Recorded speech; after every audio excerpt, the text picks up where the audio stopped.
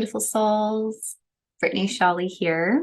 So today I took a moment and I asked if there was a video that would be most helpful for me to share with all of you. And I was inspired to open up a section in the A Course in Miracles. And what I landed on was lesson 9. I see nothing as it is now. And so I just wanted to flush out this lesson for us for a minute. It's obviously only lesson 9 of 365. So it's at the very beginning of our mind training experience, but it's a really foundational thought that to me has been profoundly helpful. So I'm grateful that I landed on this one, but it's also quite simple. So let's go through it together. So the thought, as already mentioned, is I see nothing as it is now, which means I don't see anything with my physical eyes the way that it really is here in this present moment now. And the reason why this is so,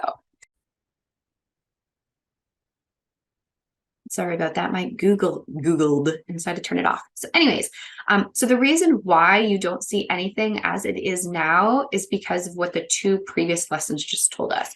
One, our mind is preoccupied with past thoughts and we see only the past. Now, this is true for every single person on the face of the planet until it's not, but we all see only the past at first. And the reason that is so is because we have the container, which is called the subconscious mind, that has all of our memories, our thoughts, our beliefs, our experiences, our conclusions, all of the things that we have learned and absorbed from the world around us, that becomes inputted into the subconscious mind from the mere fact of being a human and having a life on earth. This subconscious mind then is filled with everything that you've learned from the outside in, and maybe some individual personal experiences or revelations or, inspirations that have been given you from within, but predominantly it's filled with stuff that has been taught from you from the world. So now you have this filter in your subconscious mind for the way in which you're seeing the world. So you're always perceiving your world through this filter, and then you're looking onto the world. So imagine like this filter is in your mind, and the only way that your eyes are looking on the world is through that filter first. So we're only seeing the past. And this is a lot of the reasons why if we get in a fight with someone, especially if it's our significant other, we will always go like this. Like, well, you always did that, and you always did this, and you always struggled with that, and you've always done that. And we always go to pointing out things that they've done wrong in the past to justify our point in the present. But Jesus is teaching us here through these lessons that when we see things through the past, well, then we're not seeing things as they are right now. And because the A Course in Miracles is a course in mind training, and because it is a course in teaching us how to come back to the peace that is what we are and that crowd created us to be, that is inside our heart and mind right now, but clouded over with the junk and the filter of the past, well, we need to know that we can have a way to go through the past, clear out the past, undo the darkness, undo the debris, so that we can see things as they are right now, capital N. Because if we see things as they are right now, capital N, we're no longer seeing through the past, we're seeing through the present. And what is present is our soul. What is present is the Holy Spirit. What is present is Christ consciousness. So when we allow ourselves to clear out the junk in our subconscious, we can see things as they are right now. And when we see things as they are right now, we are at peace, and we're listening to the voice for peace that allows us to offer gifts and tools and services and words and presence that is peaceful. And that's what contributes to the world being a better place, is because we are at peace and we extend that peace to our brothers and sisters. So this lesson, which is I see nothing as it is now, is really important to remind you that you don't see anything as it is right now. And Jesus says, you might not like this idea. You might not agree with this idea. You might resist this idea. You might create up all these excuses why this isn't true for you. But he's saying, come on. I want you to see the kingdom of heaven here. I don't want you to be seeing things through the eyes of the past. And if you are triggered in any way, if you have a loss of peace in any capacity, if you're not wholly joyous, this is a lesson that must be applied. Because what it does is it says, you know what? You're right. Maybe I'm not seeing things as they are right now, but I want to. So it puts you in a perspective of being humble and humble to not know. And then you are taught how to see. But if you think that you know, and you think that you're right, and you think that you're justified, and you think that you looking on the actions of others and judging it as being what it was because it was always like the past is the accurate way to go things, Jesus is saying that it's not. And so to me, when we can take a thought like this and be like, okay, fine, maybe I see nothing as it is now, it puts you into that humble position of taking that step back. And it's only when you take a step back that Christ can come on in. But if you stepped forward and you said you think you know, and you know what the problem is, and you know who the problem is, and you know what to do about that problem, you're not going to hear the right solution. And generally speaking, when you do all those things, like distracting yourself with trying to change effects outside and change people and fix things to make you feel better, you're not actually going to the cause in your mind that is the source of that unhappiness that you see in the world.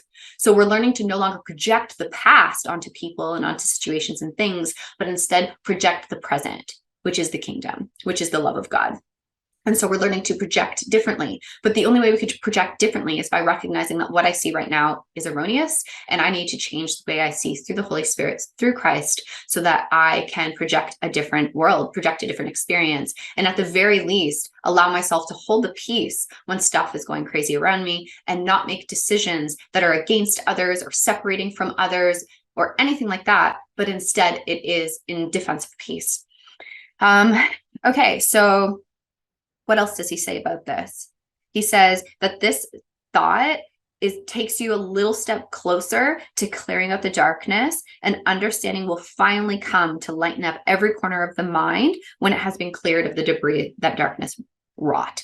So this is helping you to clear out the darkness. This is helping you to step back away from your thoughts and open to see them differently. This is a really, really important thought to turn you away from the errors and become open to seeing things anew. And when you become open to seeing things anew, you will be given a new perspective, because that's the Holy Spirit's job. That's the Holy Spirit's function. And that's why he's in your mind. God placed it there. Okay. And so when you know that there's another way to see this situation, then you can apply this more easily. Okay, fine. I'm not at peace.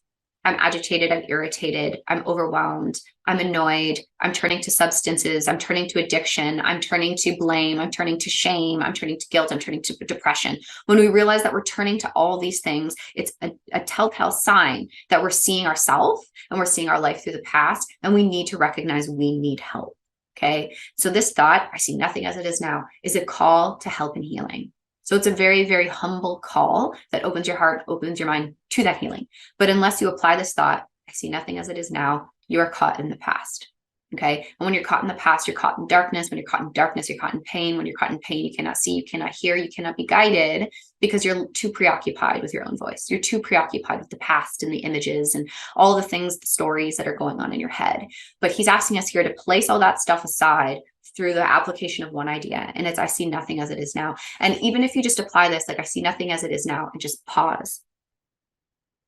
And then he tells us to look on all the things that we see. And he says, for example, I do not see this microphone as it is now. I do not see my child as she is now. I do not see this chalkboard as it is now. I do not see my cat as it is now. I don't see this book as it is now. I don't see the tree as it is now. And really take time to apply this thought to each thing that your eye rests upon. And every time you say that, I see nothing as it is now, pause.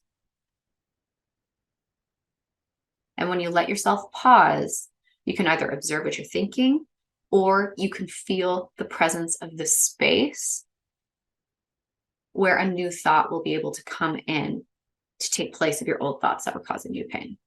So this is your mind training tool. I see nothing as it is now. Use it to just apply and pause and feel peace. Use it to apply and pause so you can see things differently. And use it as you apply it to the things that you see with your physical eyes, so you can start to see it anew. And I promise you, when you do this, your whole life will be transformed.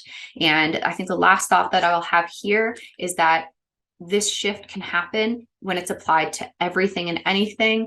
I have watched my students and my clients apply this to their kitchen experience, that at one point they would see the kitchen as a dreaded chore. It's completely overwhelming. They don't know where to start. They don't know what to do. But when they apply the thought, I see nothing as it is now, they started to realize that all of that narrative was because they learned that from their parents. They learned it from diet culture. They weren't really actually taught how to see, how to engage with food, how to show up in the kitchen, how to cook. They weren't actually taught it.